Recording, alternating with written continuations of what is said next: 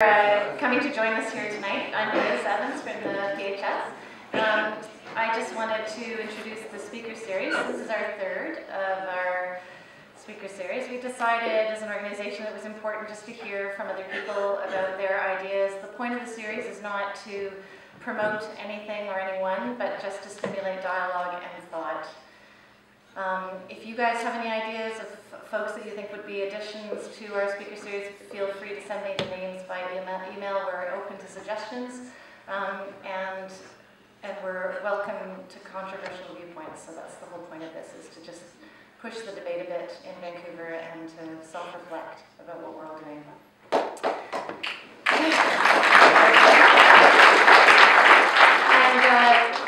Speaking about controversial people, I'd like to introduce Gabor, who's going to get up and say a few words about our speaker tonight.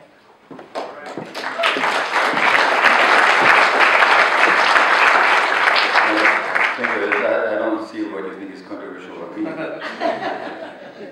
It's great to be here, and it's great to welcome Peter here. Peter sent me the manuscript of his book before he published it, and the first thing I noticed was that it was a Hungarian like myself. And only a Hungarian would have the arrogance to call this book Why the 20th Century Was Wrong. Making a whole century wrong, it takes a lot of chutzpah, as they say. But Peter's somebody who writes and talks about addiction, as I'm sure you'll see, and I've not met him before. But he writes about addiction, and I'm sure he'll speak about addiction, not just with insight and knowledge, but also with a lot of heart. He says somewhere in his book that he wrote the book because he was sick of seeing people suffering and dying needlessly. And he was just telling me that he was at Insight yesterday and at PHS, and seeing the compassion and the care that people receive through this organization actually brought him to tears. Because he realized that in Toronto, where he works, were there such facilities, some people that he knows that are not alive might still be. So we're not just talking about theories of addiction here and perspectives. We're actually talking about, and Peter knows this, and Peter's book really manifests this. He's talking about real people, real people's lives, and real people's experience, including, of course, his own. And just as I tend to do in my book, which Peter has good taste to reference in his, he also takes a critical and very incisive look at some of the myths around addiction, such as, for example, that people have to hit rock bottom, and before they get better. And that's just something you hear all over the place. And if living on East Hastings, or somewhere downtown Toronto with HIV and a needle habit is not rock bottom, what is. So clearly that something much more is needed, and Peter, as you'll see tonight, provides that something else, which is really a combination of science and compassion. So Peter, welcome.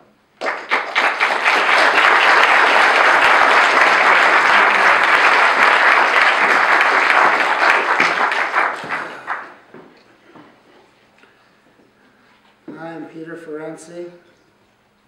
If you've seen my book or my business card, you'll know that I identify as PhD crackhead. And it's one way to get attention, it's one way to smash some stereotypes. I'd really like to thank Liz, Russell, Kaylin, and the whole crew around here for the fantastic reception they gave me.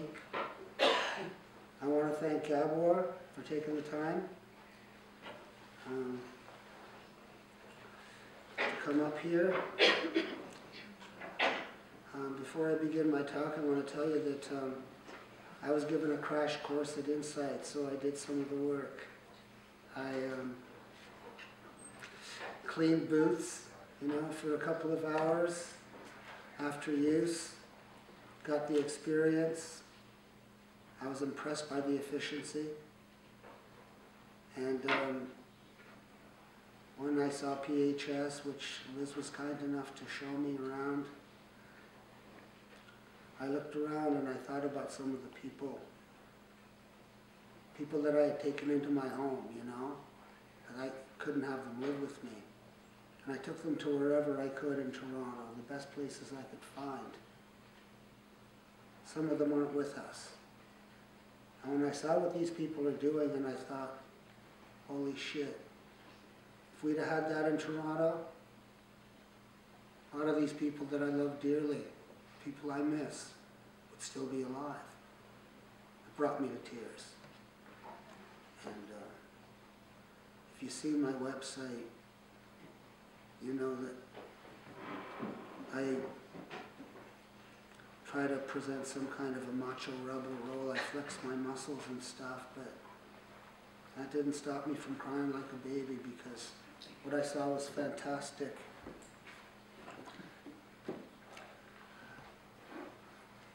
I want to tell you people that we are at a pivotal historical moment. We're making history right here in this room. And it's not just about drugs and addiction. It's about that, of course, but it's also about the Western Enlightenment project, which began some 200 years ago.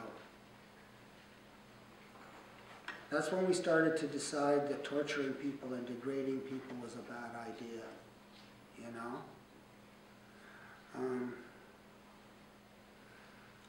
We've gone past the idea that beating and degrading children is a good way to raise them.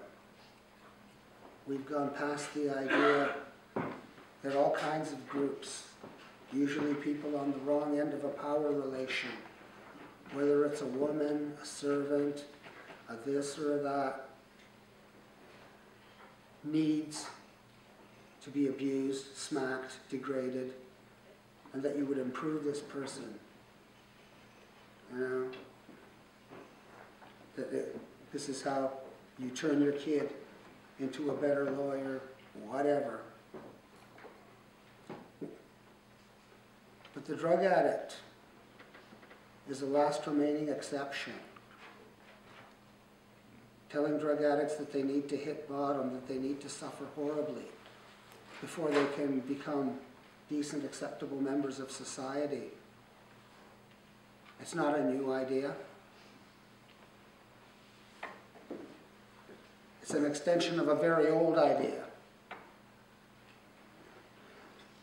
So when the title of my talk, Ending Drug Prohibition and Emancipating the Addict, the Last Frontier in a Struggle for Enlightenment, it's about the history of punishing attitudes. I'm going to talk to you today about why the drug addict is the last frontier.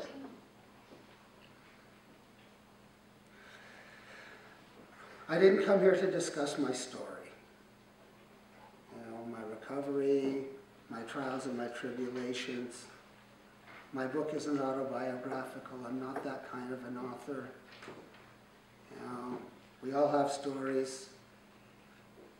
You know, to hell with my story. I'm here to talk about things that matter. I'm here to talk about issues. Still, I'll tell you a bit, just a bit, so that you understand what I'm offering you. For about 20 years, I studied addiction. I often was slipping and sliding into my addiction, but I was a respected research scientist at Toronto Centre for Addiction and Mental Health. I published for peer review. That's the kind of stuff I wrote.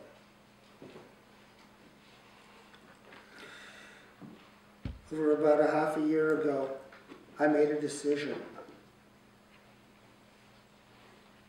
8 months later, my book was in print. The decision was in response to 2 overdose deaths of people very dear to me.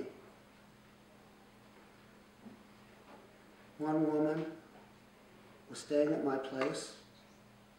She was in town to connect with her boy, who lived with her dad.